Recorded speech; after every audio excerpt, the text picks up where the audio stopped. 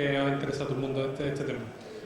Nosotros venimos hoy a hablar de programación funcional, ¿vale? Nosotros usamos el tema de la programación funcional y os queremos explicar un poquito cómo trabajamos nosotros el tema de la programación funcional, pero en la parte de la ficha.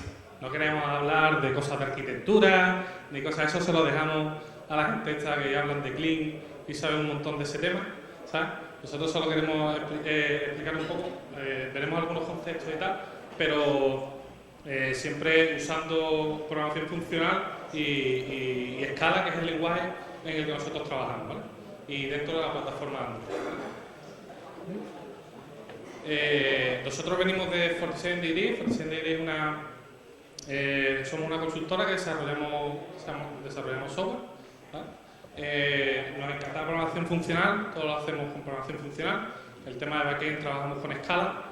El tema de Android, como nos da la posibilidad, trabajamos con Scala. Nos gusta gente que trabaja con Java. Nosotros estamos un poquito por encima. Y en iOS trabajamos con Swift, ¿vale? También programación funcional. Y bueno, somos una empresa que tenemos una sede en Cádiz. Somos de Cádiz y estamos en San Fernando, enfrente de la Peña Camarón. Y en Seattle estamos enfrente de la Peña Kurt Cobain, ¿vale? Y nada, estamos allí aquí, pero la mayor parte de los programadores estamos aquí en España, ¿vale? Yo soy Javier Pacheco, soy Scala Software Engineer en 47 Degrees. Yo soy Fede Fernández, también Scala Software Engineer en 47. Y bien, me gustaría hacer la pregunta de ¿quién de la sala conoce la programación funcional?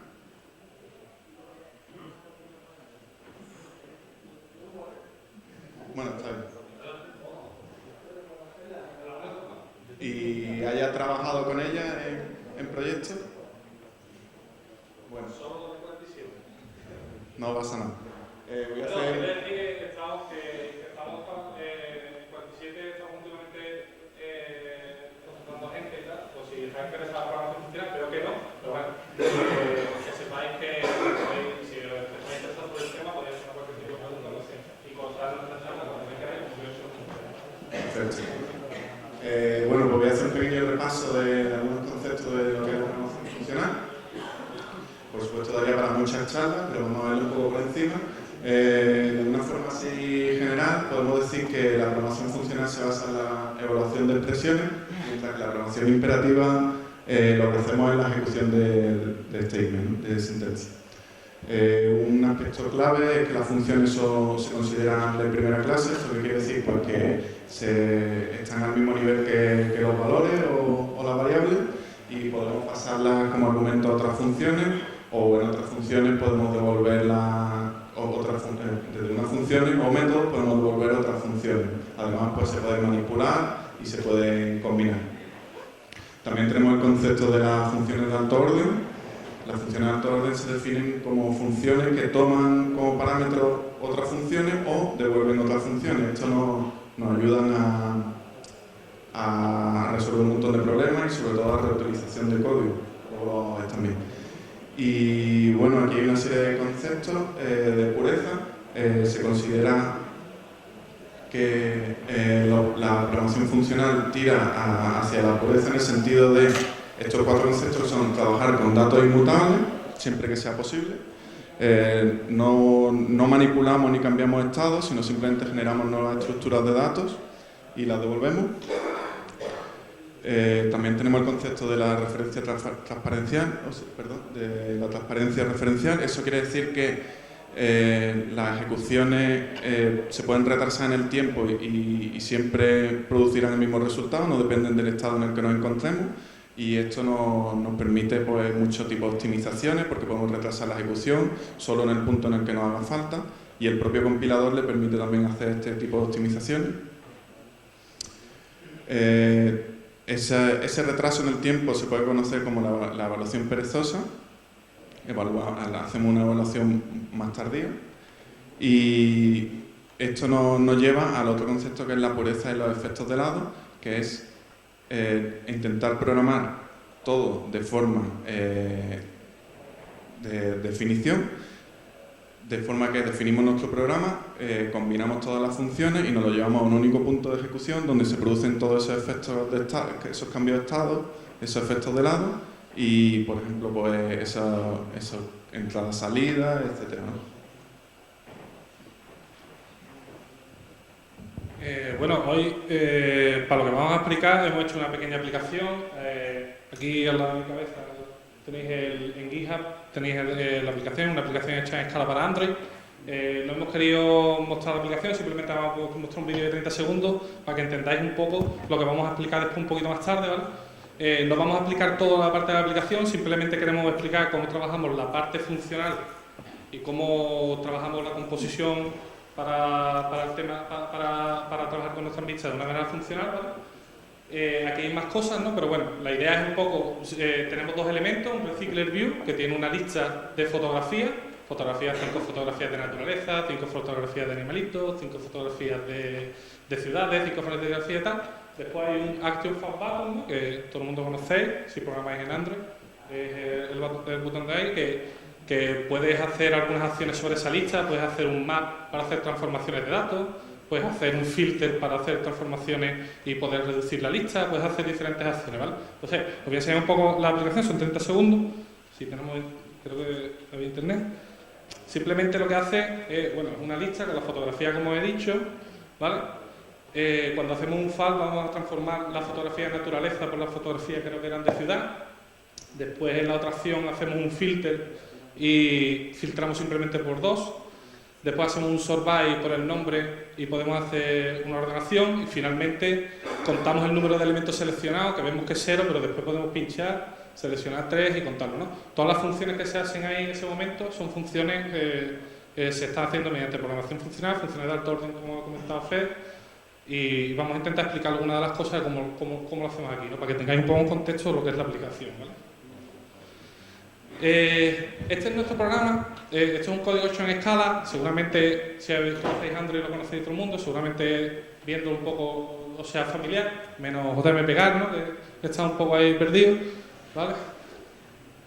Y en nuestro código, este sería nuestro main view, bueno, nuestro main activity, que tiene toda la actividad y después iremos viendo con diferentes conceptos que se usan en programación funcional o que nos ofrece escala, no son conceptos funcionales, pero sí nos ofrece escala, cómo nos ayuda a nuestro día a día en el trabajo, específicamente programación en Android, pero también lo podéis llevar a cualquier tipo de programación que hagáis, ¿no?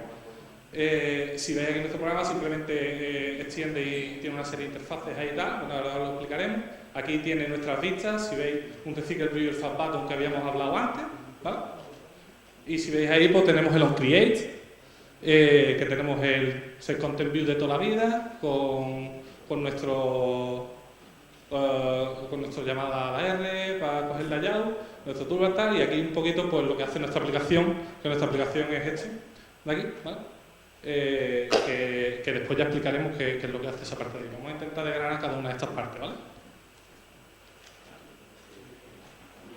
Y vamos a empezar con los traits, que va a comentarlo.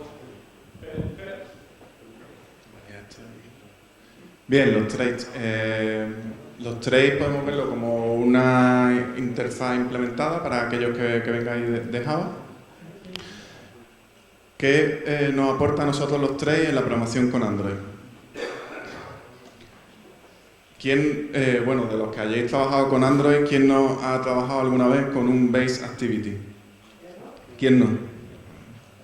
Todo el mundo se lo encuentra al final, queremos meter una serie de funcionalidad en nuestra actividad y al final siempre acabamos teniendo un Base Activity que contiene ese código en común y heredamos de eso.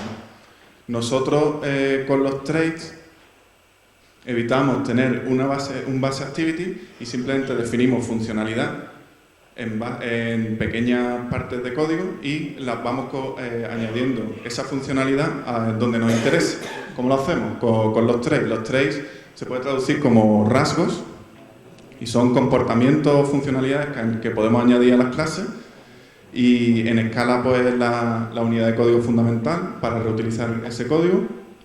Un trait puede contener campos y métodos, definiciones concretas. Tú en una clase puedes mezclar cualquier número de traits que te interesen Y hay algo bastante importante, que es que el orden importa, porque por restricciones de la máquina virtual de Java nosotros no podemos tener herencia múltiple. Entonces el compilador de escala lo que hace es que aplana hacia una sola jerarquía lo que es todos los traits que hemos compuesto. Importa porque hay muchas veces que nosotros vamos a definir campos o vamos a tener traits que tengan una función con un mismo nombre, un valor con un mismo nombre, y el compilador de escala nos va a fallar en tiempo de compilación, no nos va a dar en tiempo de ejecución, y nos va a decir qué es lo que está pasando. A lo mejor si tienes dos funciones que se llaman igual, pues tendrás que añadir un override. El propio compilador nos va a dar detalles de cómo corregir esto, ¿no? Y además nos aporta un concepto bastante interesante, que son las interfaces ricas, en el sentido de nosotros en Java, por ejemplo, a veces tenemos que definir una interfaz, y esa interfaz tiene un montón de métodos que tenemos que implementar cuando nosotros usamos esa interfaz. Gracias a los traits y gracias a que nosotros podemos incluir definiciones de métodos, podemos crear una interfaz mucho más rica, en el que solo tengamos como métodos abstractos, métodos a ser definidos por el usuario, 4, por ejemplo, o 5 métodos abstractos, y todos los demás contienen código que necesitan de esos métodos, utilizan esos métodos para proporcionar toda la lógica que nos hace falta.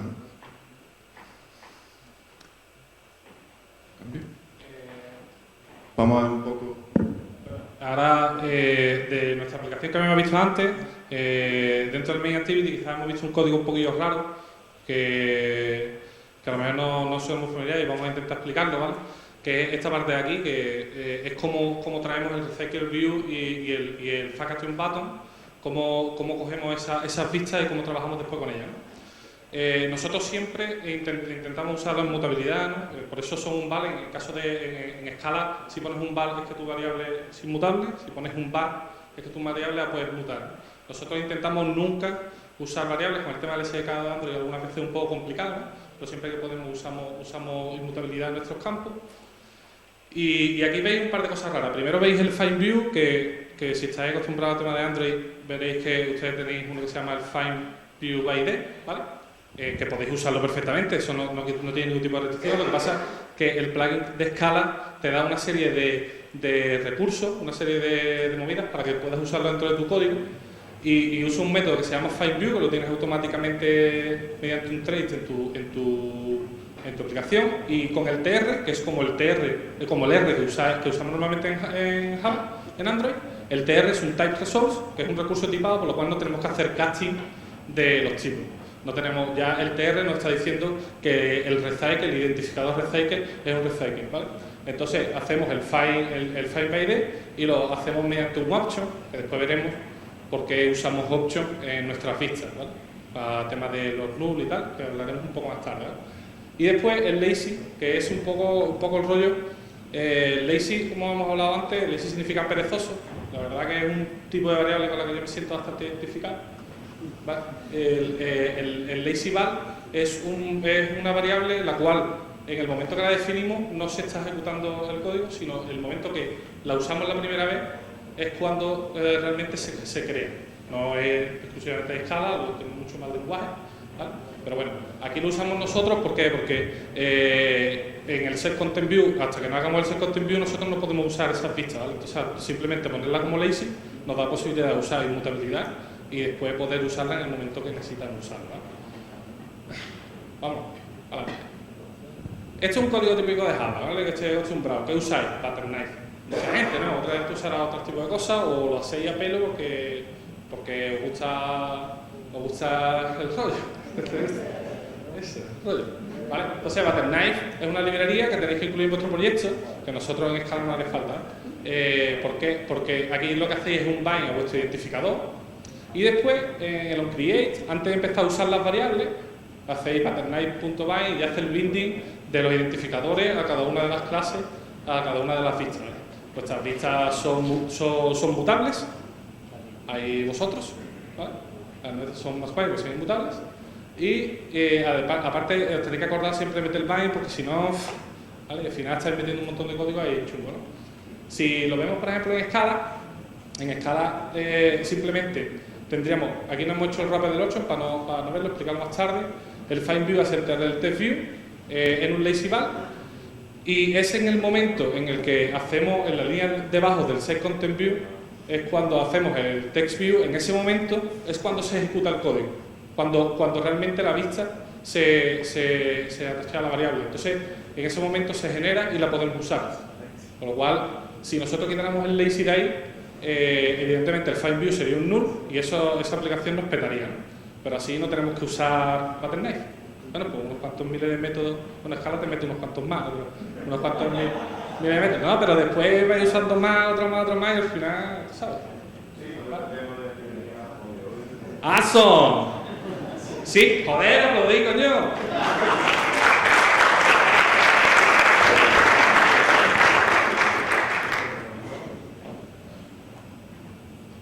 Vamos a comentar el tema de las opciones, que antes, aunque venía en el ejemplo que era los lazyval, lo hemos omitido para comentarlo más detalladamente.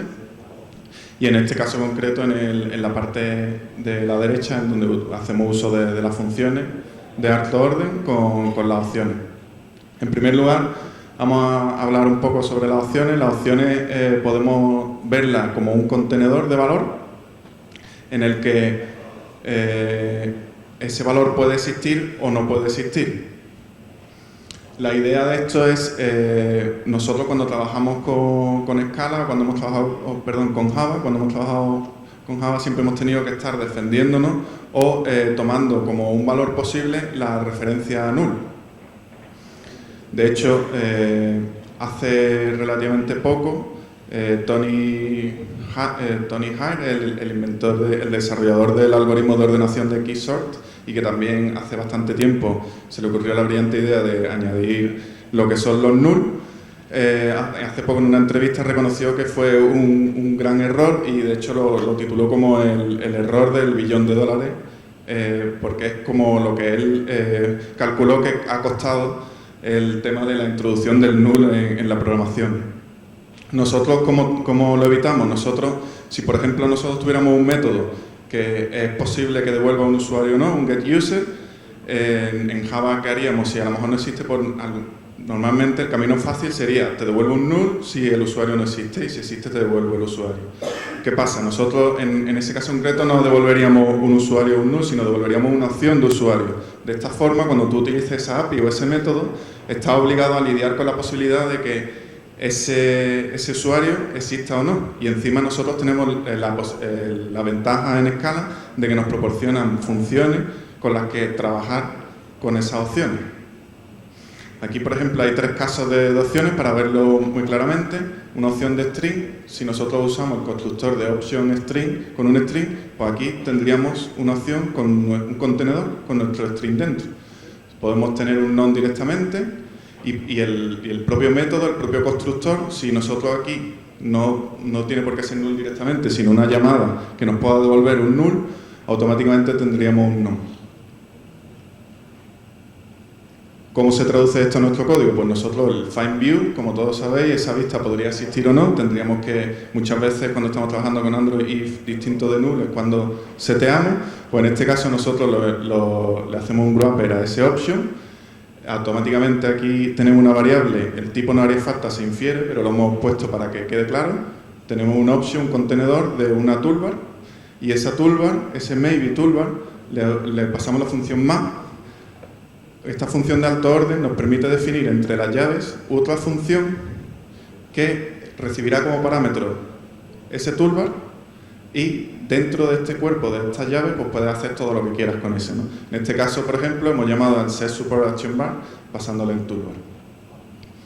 Como esto se podría, por ejemplo, simplificar, este toolbar, este nombre de variable realmente no lo estamos usando nada más que aquí. Entonces, Scala nos proporciona este wildcard del guión subrayado debajo directamente, no hace falta definir toolbar, flechita, no sé qué, sino simplemente podríamos poner aquí el wildcard. Pero claro, nosotros aquí, ¿esto qué es? Esto es una función que recibe un toolbar y hace algo con ella. Curiosamente, recibe un toolbar como único parámetro. Curiosamente, este setSupportActionBar, aunque sea un método de Java, también cumple ese contrato. Con lo cual nosotros podemos directamente al map pasarle la función setSupportActionBar para que sete el action bar, ¿no? Lo hemos simplificado y no solo por el hecho de tener menos código, sino porque el día que falle nosotros tendremos menos sitio donde mirar. Ha faltado poner ahí awesome.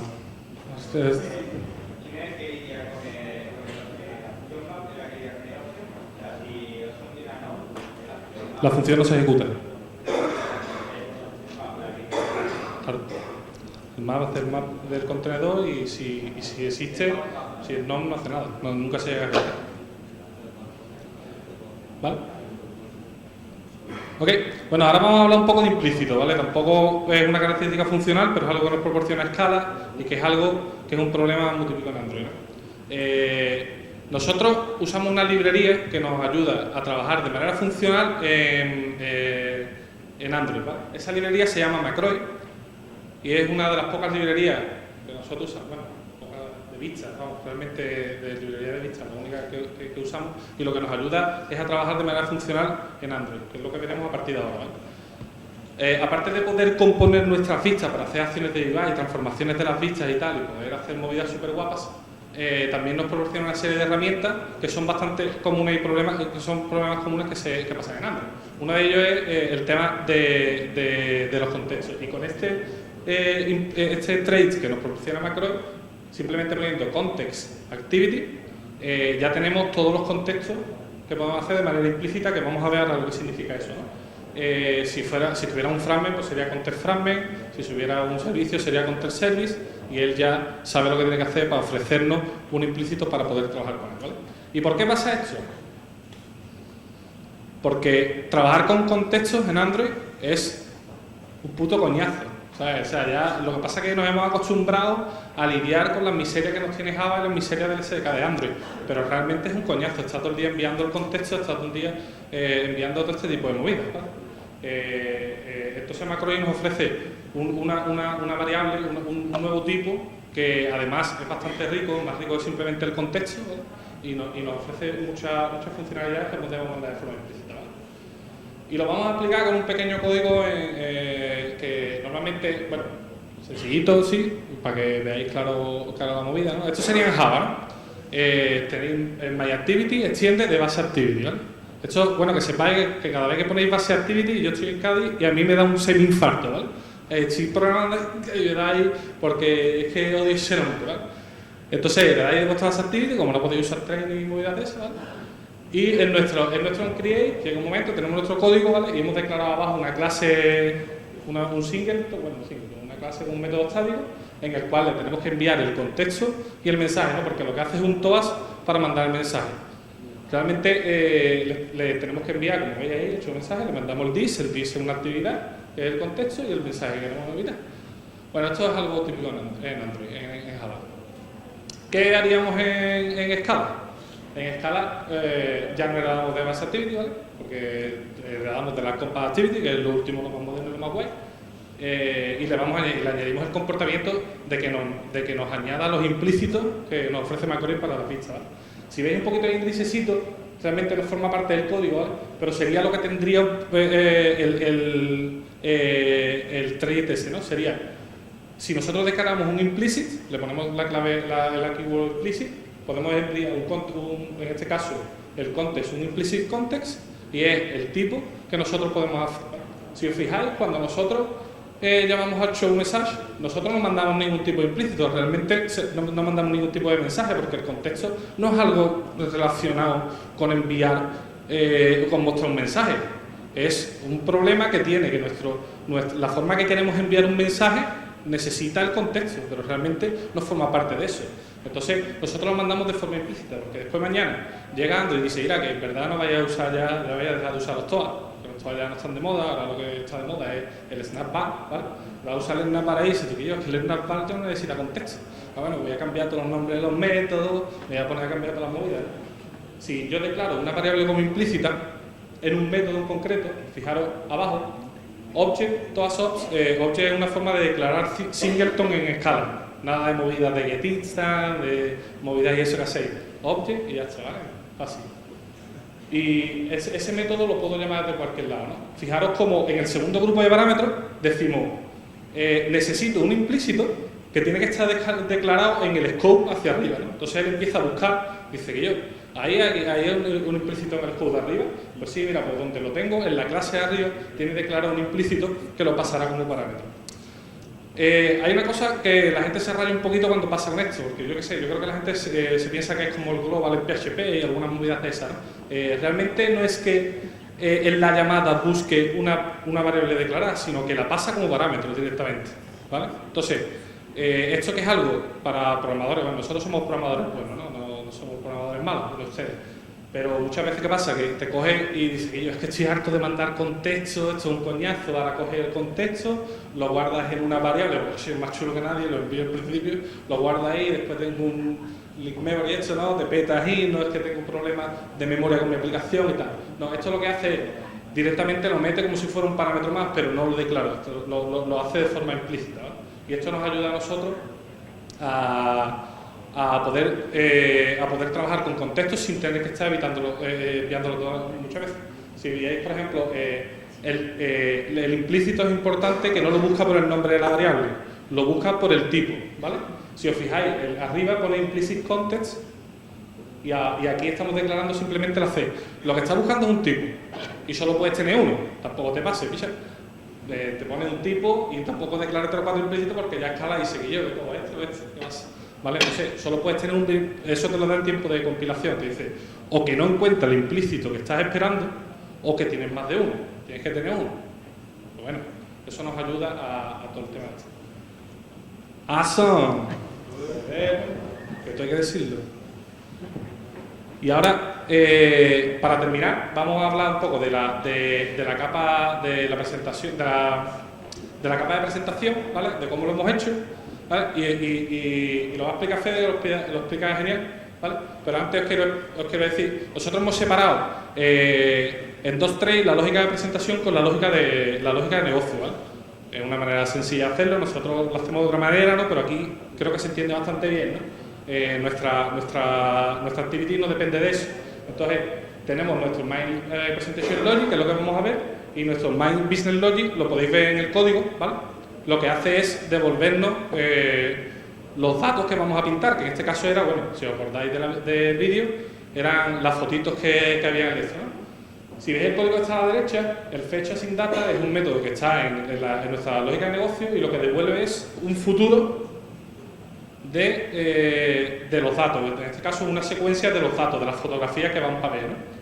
Eso devuelve. Entonces, ¿qué es lo que pasa con el futuro? Bueno, ya en Scala no tenéis que trabajar con asintar y todas esas cosas, ¿vale? Que eso también es otra de las cosas que tiene WASP de hacerlo, ¿vale? Ya después ya nos explicarán cómo lo hacen los cracks, ¿no? Pero aquí simplemente es un futuro que, para que os hagáis una idea, es como el option que aplicaba antes Fede, pero que es un contenedor que se ejecuta en un hilo aparte, y que en el momento en el que termina la ejecución y todo vaya bien, se va a ejecutar con el map, vamos a poder acceder a esos datos directamente y ya los tenemos, ¿vale?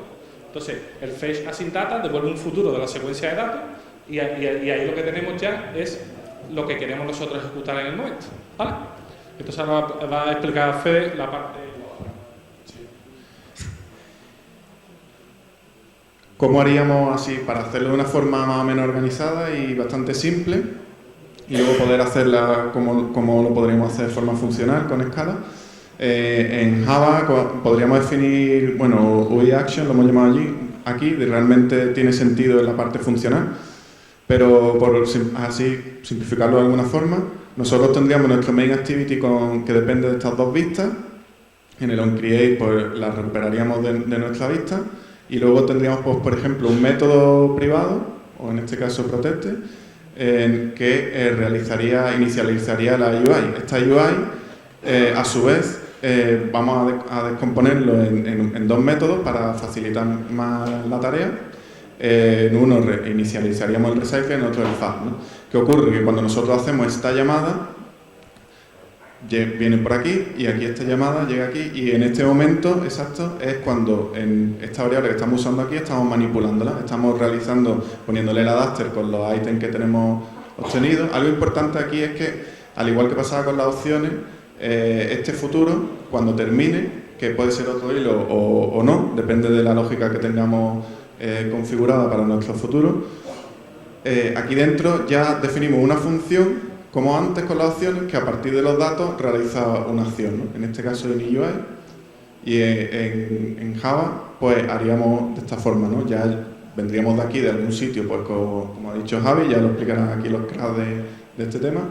Una vez que tengamos los ítems que vienen de una cinta o lo que sea, bueno, cinta no lo recomiendo, pero bueno, llegaría el InUI, pasaría por aquí y aquí ya modificaríamos o transformaríamos esta vista, ¿no? ¿Cómo lo haríamos nosotros? Pues la forma funcional, por así decirlo, que nosotros queremos enseñar o queremos mostrar aquí y con la que solemos trabajar, aunque esta es una forma un poquito más simplificada, es de esta forma, ¿no? Nosotros tendremos en un punto, como bien decía José Manuel, tenemos que tener separado, la idea es tener cada separada lo que son las distintas lógicas que queremos tener. Nosotros tendríamos separado en un punto o en un thread, por ejemplo, en nuestro caso, qué transformaciones o qué acciones de UI queremos hacer. Por ejemplo, tendríamos el InRecycler, tendríamos el InFab. En otro sitio las compondríamos, es decir, gracias a que las funciones no se han ejecutado todavía, ahora después lo vamos a ver cómo ocurre esto, pero gracias a que no se han ejecutado todavía, sino simplemente tenemos definida una lógica, pues tenemos la capacidad de coger las lógicas que queramos, 1, 2, 3 o las que queramos, y agruparlas y generar a su vez otra lógica, es decir, otra función compuesta de estas dos, que a su vez es también una acción de UI. Y esa acción de UI, con todas las transformaciones en nuestras vistas, nos la llevaríamos a otro punto, en nuestro caso sería el main activity, y sería en ese punto donde ejecutaríamos esas acciones, ¿no? Llevándonos a un único punto esas transformaciones o ese cambio de estado, con todos los beneficios que ello conlleva, ¿no? Vamos a ver cómo lo haríamos, de una forma más o menos similar, para que se vea claro que hacíamos con Java. Nosotros tenemos nuestro thread, que es la lógica de presentación, que necesita de estas dos vistas para trabajar, las defines como abstractas y la actividad que utilice este thread debería de darle cuerpo a esto. Y también tenemos los mismos métodos, tenemos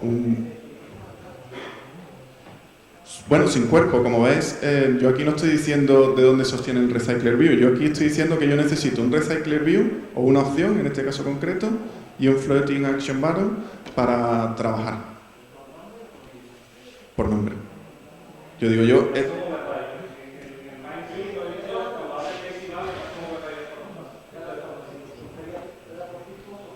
por nombre. Aquí decimos, yo necesito estos dos nombres para trabajar, ¿no? Defino estos métodos, ahora vamos a ver cómo lo hemos implementado. Tendríamos lo mismo, un InRecycler, un InFab y un InUI. Y aquí algo importante y que a lo mejor choca es este tipo. En escala siempre lo que devuelve se pone aquí, que es el tipo que devuelve esta función. Y en este caso es un UI. Este objeto UI, aunque podríamos haberlo hecho a mano, nos lo proporciona Macroy, la librería de la que habló antes Javi. Y podemos verla como un contenedor. De hecho aquí nos da una pista de ello porque tiene como el tipo que puede ser de cualquiera, y es un contenedor de acciones que haremos sobre la UI. En este caso el InRecycler devuelve 1, el InFab devuelve 1 y el InUI tendría que agrupar estas dos. ¿Cómo lo hacemos? Pues aquí está Macroy para ayudarnos. Es como, primero hemos puesto esto, es el mismo código que hemos visto antes con Java.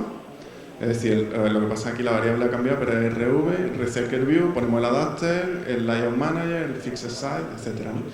¿Y cómo generamos nosotros una acción? Bueno, primero vamos a ver cómo nosotros podemos definir esta lógica sin ejecutarlo sobre una variable. Pues Macroy nos proporciona el constructor Twig. Este constructor Twig, tú le indicas aquí el tipo sobre el que va a trabajar y dentro de las llaves le define una función. El nombre aquí le pone el que quiera, pero es de este tipo, lo sabes. Flechita, y aquí defines toda la lógica de transformaciones que tú vas a hacer sobre el Recycler View. ¿Qué quiere decir esto? Yo digo, yo tengo aquí un Recycler Twig, que es lógica de transformación sobre un Recycler View, pero puede ser cualquier Recycler View. Yo simplemente estoy definiendo una función que, dado un Recycler View, me realiza estas acciones. Con lo cual, esto nos permite reutilizarlo en muchos sitios. Esto no tiene por qué estar en la lógica de presentación, puede estar en cualquier sitio y utilizarlo pues, en distintas partes, ¿no? Esto nos devolvería un tweak y Macroy nos proporciona este operador, el flechita, que es dado una variable, esta sí ya es una variable concreta, yo le digo, oye, si esta variable, recordad que es una opción, está definida, aplícale, le vas a aplicar este tweak que hemos visto antes. Esto a su vez nos devuelve un UI, un contenedor de una acción, es decir, estoy devolviendo la lógica de transformación, no estoy haciendo ninguna transformación, y el método UniUI, a su vez tenemos otro operador de macro, este es para aplicar y este es como la suma. Es decir, nosotros con este operador podemos coger acciones de UI, más, podríamos poner una tras otra y generar a su vez otra lógica, otro contenedor de lógica de transformaciones de bits. En este también, por ejemplo, permite la composición también. Si nosotros tenemos este recycler tweak, y si nosotros tuviéramos otro tweak que se aplica sobre vista en general, un view, que cambia el fondo de pantalla, el fondo del background, nosotros podríamos añadir flechita aquí atrás y añadir ese tweak pasándole, por ejemplo, el color de fondo. O sea, nos permite reutilizar la lógica de una forma bastante cómoda y muy intuitiva, porque decimos, aquí tenemos el recycler y le voy aplicando. Y aquí igual, aquí tengo el símbolo para sumar y voy sumando acciones de UI. Y esto devuelve un UI. Awesome.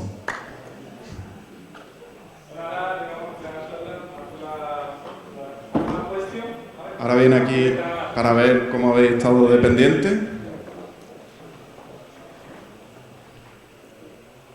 Y la pregunta final es, dado este código, suponiendo que este método, que no lo hemos visto en detalle porque nuestra charla es sobre la lógica de presentación, pero dado este método que devuelve un futuro y ese futuro finaliza correctamente, lo pasamos por el map y aquí definimos esta función. Tras pasar este bloque, ¿vosotros creéis que los datos, es decir, los ítems, se verán reflejados en nuestro recycler view? ¿Quién piensa que sí? A ver, ¿os pensáis que después de hacer esta acción en concreto, nosotros vamos a ver dentro de la vista esas acciones que hemos hecho, esas acciones de UI que hemos transformado, se van a reflejar dentro de nuestra aplicación? ¿Sí o no? A ver, sí. ¿Quién dice que sí? Sí, no. ¿Sí? ¿Quién dice que y no, ¿quién dice que no? ¿Quién dice que no? Que no. Esto ya es que Raúl ya ha levantado la mano. Y entonces, no, joder. Habéis estado atentos, joder, no ha estado atento, está con el móvil ahí, tío. Me encanta que me hagas esa pregunta, Mike. ¿Por qué? Porque nosotros lo que estamos componiendo nuestra vista y al final lo que hace es devolvernos una nueva UI que es una estructura de funciones que hacen transformaciones sobre los datos. Una estructura secuencial. En ese punto todavía no se ha ejecutado nada. Nosotros hemos estado componiendo las vistas de un lado con las transformaciones que sean. Hemos estado componiendo las vistas de otro lado con las transformaciones que sean. Y lo que tenemos es un árbol de transformaciones que tenemos que hacer. Y en ese momento le tenemos que decir, Macroy nos ofrece el Run UI, que le decimos que este UI, ejecútamelo. Y él comprobará si está en el hilo principal, en el UI thread. Si no está, lo ejecutará dentro del UI thread para que no tengamos ningún problema, porque os acordáis que esto es un asyntax, esto es un futuro que se va a ejecutar en otro hilo, puede ser que no sea el hilo principal, y él se va a encargar de hacerlo. Es más, nosotros podemos coger, en vez de hacer el UI, añadirle una variable, la guardamos, la ejecutamos, y después más tarde la podemos ejecutar otra vez. Y después más tarde podemos coger esa UI, componerla con otras partes, con otras transformaciones, hacer otra variable que la podemos ejecutar otra vez, ¿vale? Por lo cual podemos, en una variable inmutable, poder guardar acciones de UI que después podemos utilizar todas las veces que queramos, porque realmente son funciones, ¿vale? Entonces, espero que más o menos hayáis enterado más o menos de un poco la historia. Sé que es un poco complicado, pero que hayáis enterado un poco la historia. Nosotros lo que hacemos es, al final del todo, hacer las acciones de UI y ir componiendo, que nos ayuda mucho a reutilizar mucho código y hacer muchas cosas. Como resumen, hemos visto los traits, que nos ayuda a añadir comportamiento a nuestras vistas, no usar base activity. Hemos visto los lazy bars, que nos ayuda a definir variables que se crearán en el momento en que la llamamos por primera vez, los implícitos, que son maravillosos, ¿vale? Aunque os radican a lo mejor al principio, componer vuestra UI y trabajar de una manera pura dentro de nuestra aplicación, no trabajar directamente sobre las vistas, sino ir haciendo funciones y hacerlo todo al final, ¿vale? Y no tener efectos de lado. Pero, ¿esto es todo, Mike? ¿Esto es todo lo que nos ofrece Scala? Hay mucho más, John. Tenemos mucho más, daría por muchas más presentaciones.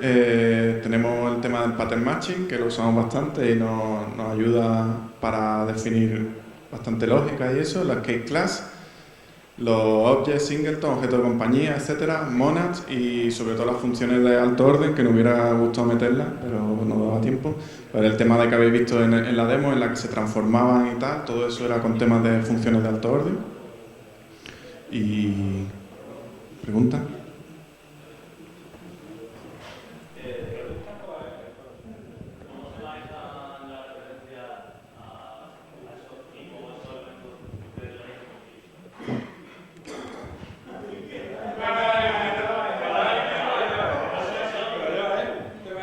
Que él que hizo lo implícito en Scala. ¿Cómo es la pregunta? Perdón, es que no me he enterado.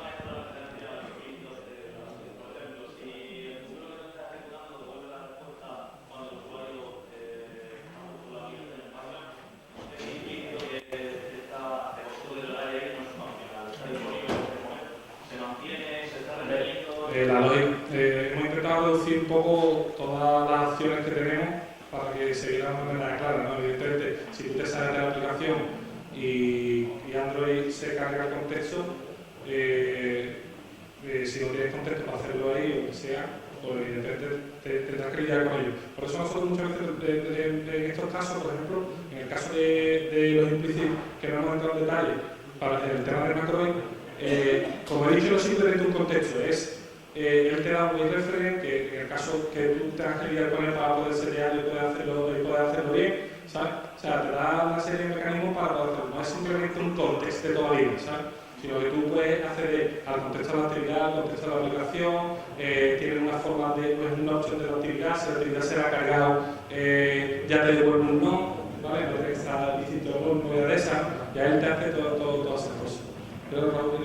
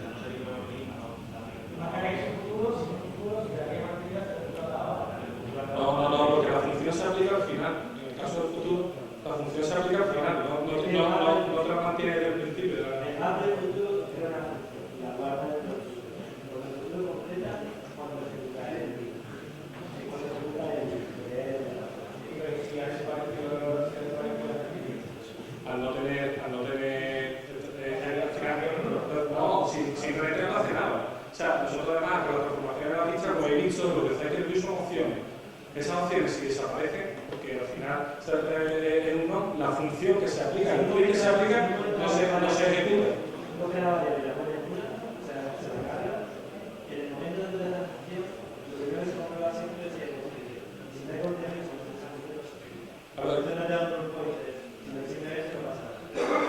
Es distinto el concepto. El concepto sería que tú llamas a una función que comprueba si es null y si es null, si no es null, hace lo que sea. No, aquí no, aquí es. Esta es un no, este option es un no, si es un no, directamente es que la función no se aplica, ¿sabes? Ese es el concepto distinto, nunca llegas a ejecutarse. O igual, si tú te cargas la aplicación, si la vista no existe, si tú estás esperando a que se ejecute algo, esa vista no existe, no se ejecuta la aplicación. Por lo demás.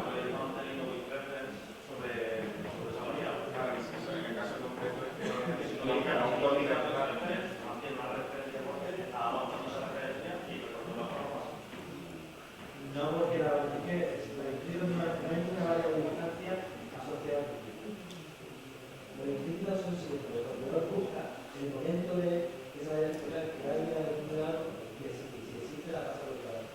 Y el momento que ese número te da el equipo de la determina, esa hora de la determina, es como... Sí, no la determina, pero sí. Durante el cuerpo. Claro, Eso durante la ejecución de ese método. es... Hombre, imagínate, has subido un máximo de 100 megas, y cosas así. Está al lado de Polmo, ¿no?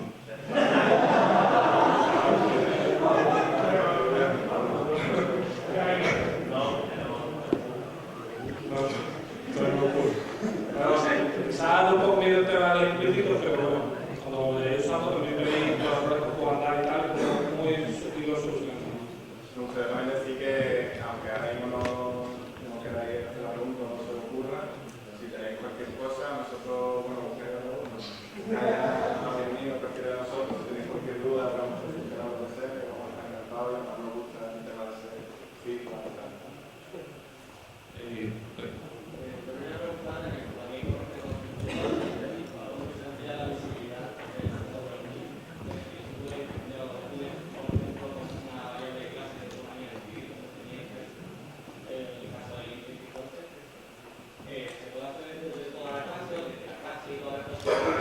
La clase y todas las clases, por ejemplo, imagínate, tú tienes una lista, una custom view, tú puedes tener tu custom view donde tengas tu content, tu atributo, tu deseo típico, el custom view que gastas y le pasas un segundo grupo de parámetros del implícito.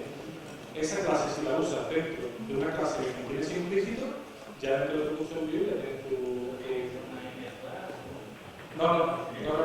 Va a hacer la de No. primero mi primer método, luego busca una clase, luego busca clases conocidas y luego el paquete, porque el paquete cada vez es más fácil de paquete.